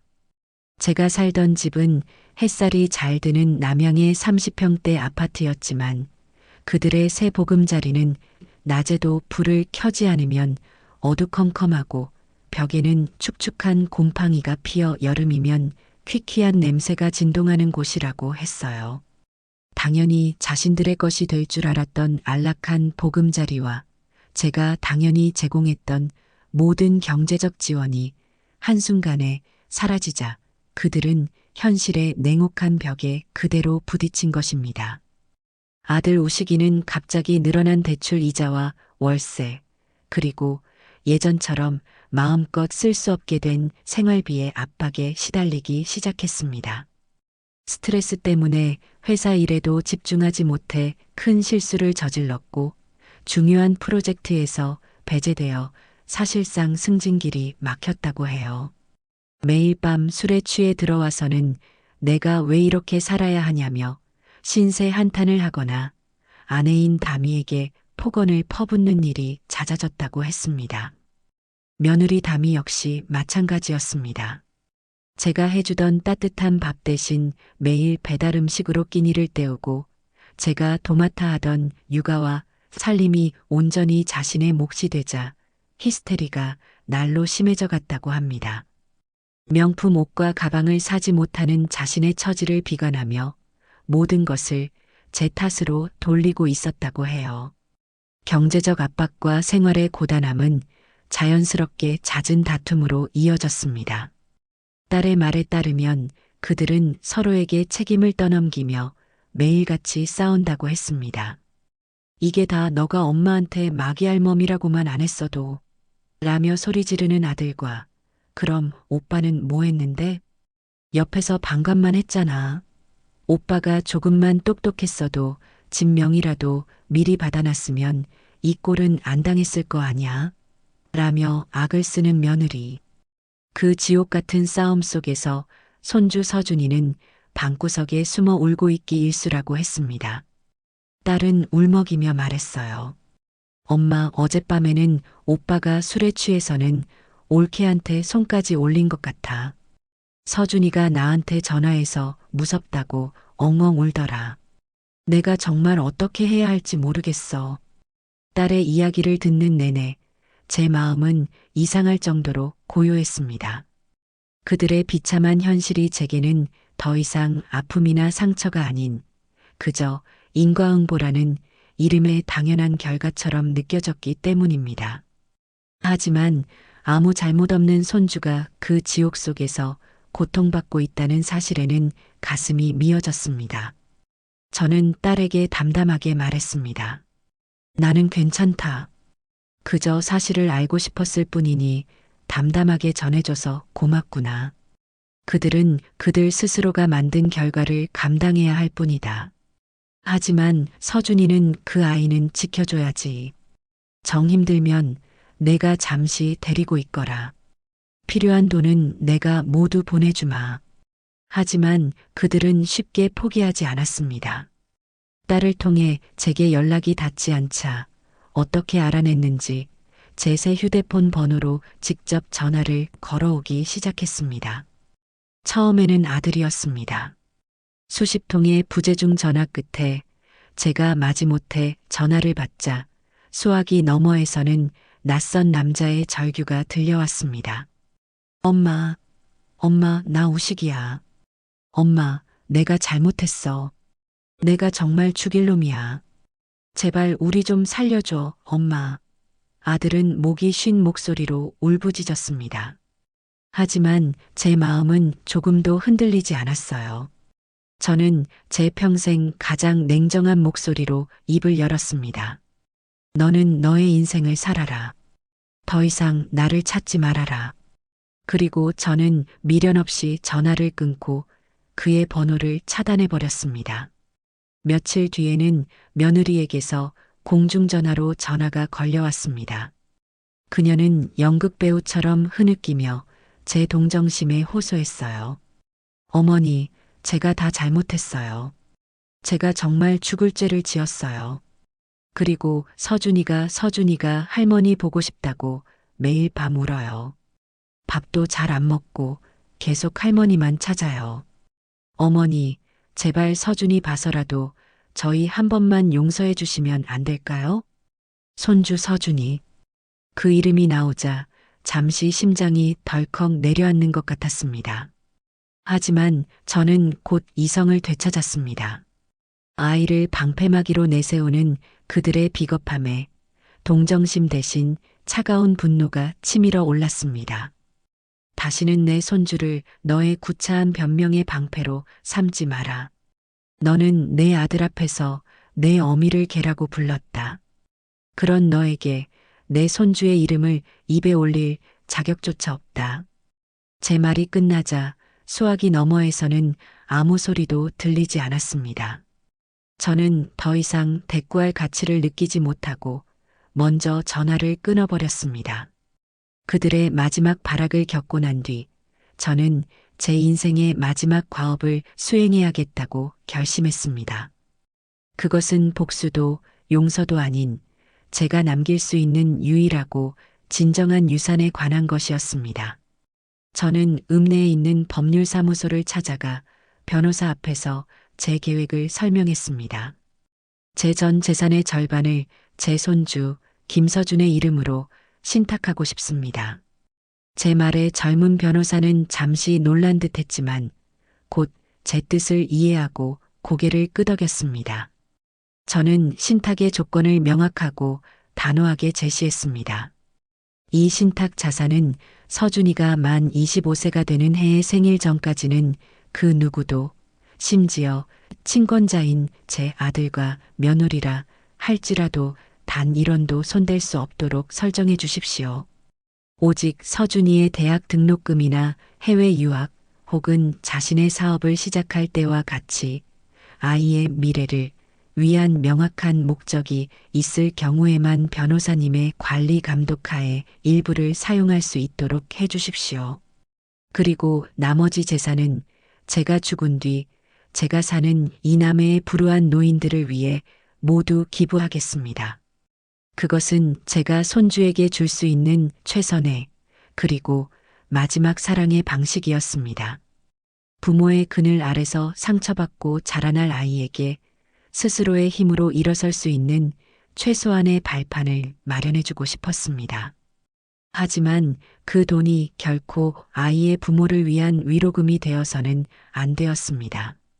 저의 헌신이 또다시 그들의 탐욕을 채우는 데 쓰이는 것을 저는 절대로 용납할 수 없었습니다. 변호사는 제 뜻을 모두 반영하여 법적으로 완벽한 서류를 작성해 주었고 저는 그 서류에 제 마지막 도장을 찍었습니다. 마음이 놀랄 만큼 가벼워졌습니다. 이제 이 세상에 남길 미련도 걱정도 모두 사라진 기분이었습니다. 모든 법적 절차를 마치고 난 뒤 제 삶에는 완벽한 평온이 찾아왔습니다. 더 이상 서울에서 걸려오는 불청객의 전화도 저를 흔들려는 가식적인 눈물도 없었습니다. 저는 온전히 저의 새로운 삶에 집중할 수 있었죠. 제가 가꾼 텃밭의 상추는 어느새 무성하게 자라나 동네 사람들과 나누어 먹을 정도가 되었고, 자서전 쓰기 강좌에서 쓴 제 글은 지역신문의 작은 코너로 연재되는 영광을 누리게 되었습니다. 72. 이연자의 홀로썩이라는 제목의 제 글을 읽고 많은 분들이 공감과 응원의 메시지를 보내주셨어요. 저는 더 이상 혼자가 아니었습니다. 그렇게 5번의 가을이 지났습니다. 제 삶의 터전이 된 이 작은 바닷가 마을의 시간은 서울의 그것과는 전혀 다른 밀도로 흘러갔습니다. 저를 옥죄던 과거의 시간은 초침소리 하나하나가 신경을 긁는 고문과도 같았지만, 이곳에서의 시간은 밀물과 썰물처럼 자연스럽고 너그러웠습니다. 제 얼굴의 주름은 5줄 더 늘었을지 몰라도 제 마음의 주름은 지난 5해 동안 오히려 팽팽하게 펴진 듯합니다. 이제 동네 사람들은 저를 이 작가님이라고 부르곤 해요. 늙은 할머니의 소일거리라고 생각했던 글쓰기가 제게 작가라는 새로운 이름을 선물해 준 것이지요. 저는 제 작은 집 거실을 동네 사랑방처럼 개방해서 글쓰기에 관심 있는 어르신들과 함께 매주 모여 서로의 글을 읽고 이야기꽃을 피웁니다.